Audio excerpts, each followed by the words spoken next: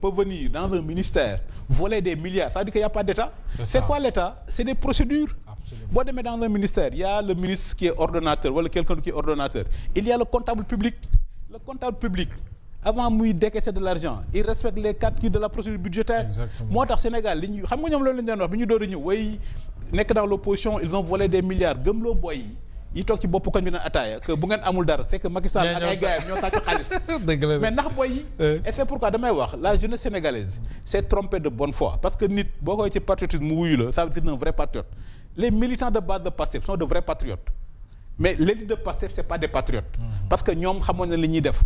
Ousmane Sonko ñoom Bassirou Diomaye Faye xamoon nañ ni ñoom qui sont des fonctionnaires des agents des impôts xamoon nañ li ñu doon wax mënul nekk.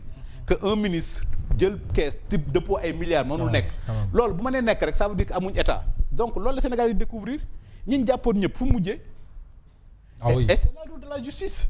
Maintenant nag mën nga accuser nii def lu nekk mais les juges ñoom ils jugent sur des faits. Absolument. Et puis un juge au Sénégal mais buy jël une décision da koy motiver. Et c'est pourquoi je dis nous avons une grande magistrature nous avons une grande justice.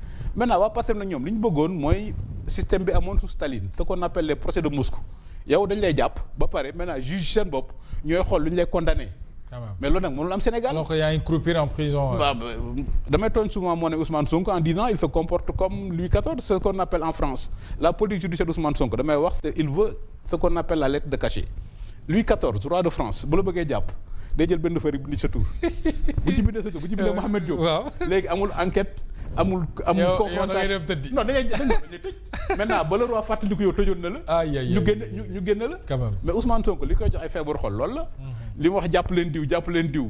bu ñu la jàppee def ay procédure après ñu bàyyi la du mujj fen madame Yacine Fall bi ñu ko ne ministre de la justice waxoon naa ko fii. Mais le système de la magistrature au Sénégal nous avons une justice indépendante. Et maintenant magistrats yi du question sax ñoom ñoo l'équipe mais le système est tel que. On peut faire confiance en normal noonu la ñu am tey nii nag boo gisee li ñu fi waxoon yooyu yëpp way sàcc nañ ay milliards yii yëpp fu mujjee. bay wéy na mbuus. waaw bay wéy na mbuus alors ci sorti madame le ministre de la justice ci dossier Farba Ngom ñu gis ne moom ak Tahirou ñoo bokk dossier Tahirou ñu bàyyi ko moom ñu defal ko appel après ñuy xaar ñu teg suñu loxo lan moo tax mu des toujours kaso après moom. Elle nous sort des histoires de téléphone des vidéos à caractère pornographique ay appels transfrontaliers yi mu doon def et puis boo moyul daal dina amaat beneen mandat de dépôt mais déjà sur la forme ba nga def nga ci poste déjà. ba nga déggee loolu yow. lan la def. Mais comme ni ma daan mon poste c'est du très petit calibre. Quand même. Ce n'est pas de son rôle ce n'est pas de son rang et li ñuy wax en français la justice est le seul service de l'État qui porte le nom d'une vertu. C'est le seul service de l'État qui porte le nom d'une vertu. L'État a plusieurs services. La police, c'est pas une vertu. Parce que boo nee police nit ñi dañuy tiit daw boo nee gendarmerie nit ñi dañuy tiit daw mais quand tu dis justice ça rassure. Ça rassure. Maintenant nga gis ministre de la justice le ministre de la justice se substitue au procureur. Le ministre de la justice se substitue au juge d'instruction pour génne ay téléphones portables comme ni ñu ko waxee dans la presse. On attendait des milliards elle nous sort des téléphones portables. Mooy li ñu doon wax c'est-à-dire à partir du moment où. Farba Ngom est poursuivi pour complicité. waaw bàyyi nañ que mais am na loo xam ne xel nangu na ko. Absolument. xel nangu na ko. Donc c'est pourquoi les Sénégalais doivent être fiers de leur magistrature. Ça damay wax souvent ñun on s'oppose au régime. On s'oppose à Pastef mais on s'oppose pas à l'État du Sénégal. On s'oppose pas à l'administration du Sénégal. On s'oppose pas à la justice du Sénégal parce que ñoom li ñuy wax le système c'est ça la chance du Sénégal. Système boobu moo fi nekk depuis Senghor maintenant quand tu es élu nag. Quand tu es élu le système est à ta disposition. Exactement. Le système est un instrument le système mooy les hauts fonctionnaires. mooy l'armée voilà c'est l'outil que le Sénégal met à ta disposition pour nga mën a concrétiser li nga def mais maintenant pour nga concrétiser nag il faut nga xam fi nga jëm. Moi j'ai dit depuis le début l'État du Sénégal que je connais et j'ai fait ma thèse sur l'État du Sénégal nous ne sommes pas comme les autres pays africains. C'est-à-dire que fii mënoo fi tojee ay milliards c'est pas possible. C'est pas possible parce qu'il y a des procédures. Système bi duñu ko defee la mënul nekk. Mais Mohamed. pour décaisser trésor mi ngi fii. Exactement. Oui. Mais même trésor pour mu décaisser. Mais il y a des règles. Mais chaque année dans chaque ministère il y a une inspection des affaires administratives et financières. Mais chaque année la Cour des comptes fait des rapports. Mais chaque année l'IGE fait des rapports. Mais chaque jour les gens font des dénonciations à l'OFNAC. Et c'est pourquoi damay wax souvent Sénégal fekkee gère l'argent public même bu ñu jubul ragal nañ même bu ñu jubul ragal nañ parce que tout est verrouillé tout est verrouillé tout est contrôlé. jub nag mooy sa diggante ak sa akulay tàlla. nga ni kat lii moom moo ko du ma ko laal. maintenant même boo jubul mais nga yeewu nga ni lii kat bu ma ko defee tôt ou tard tôt ou tard dina feeñ. très bien. donc accuser ay milliards xëy suba di génne ay téléphone portable. waaw ministre bi tamit nag loolu de la teg suñu loxo. non et puis xam nga ministre de la justice bi appui. ah quand même. naan way gis nañ ci ay.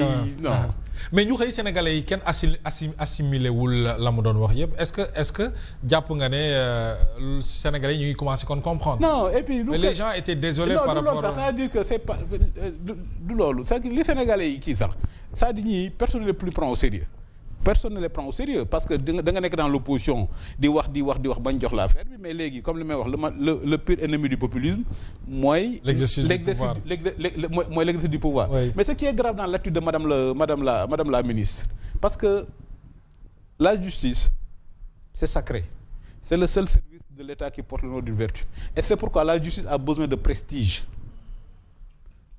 Il y a une différence entre autorité et pouvoir.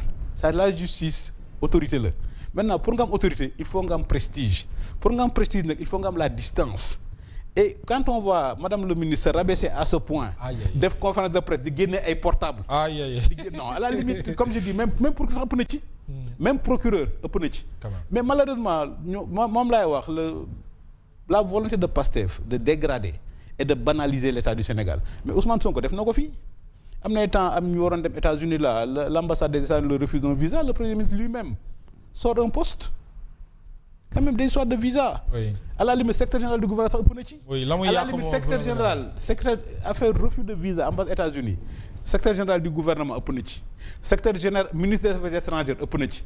secrétaire général affaires étrangères ëpp na ci mais secrétaire général adjoint ministre des affaires étrangères sax mën na woote pour régler problème bi. mais on avait vu le premier ministre dire les Américains vont refuser des visas mais la Chine et comme je dis leur souverainisme mooy changer de maître. leur souverainisme là mooy changer de maître. xam nga boo nee les Américains bañ nañ visa mais léegi dañuy dem ci chinois yi mooy changer de maître oui la France indi la ñuy problème léegi dañuy dem Émirats arabes unis mooy toujours être en quête de maître. c'est ça alors des réformes sont annoncées balaa ñuy jeexal réformes yi nga xam ne le président de la République moom moo ko def moom moo ko bëgg a def monsieur le ministre bokk na ci révision de la constitution ma lay laaj sa xalaat ci loolu est-ce que du jar référendum sénégalais. jarul dara c'est une perte de temps. Réviser constitution. Non, mais c'est une perte de temps. D'ailleurs, c'est le titre de mon prochain livre. Le temps ne chôme pas. Mais le temps ne chôme pas. C'est une perte de temps. Sénégal, benn bis d'ailleurs, tu te rappelles, Ousmane Sonko avait repris mes idées sans me citer. Waaw. ma bëggoon ko porter plainte mais suñu benn xarit moo ma ni non sa waay. non may ko rek. suñu benn xarit moo ni ma non. Tu dois te glorifier que le féministe te cite. Mais Mohamed, ñii ils n'ont pas encore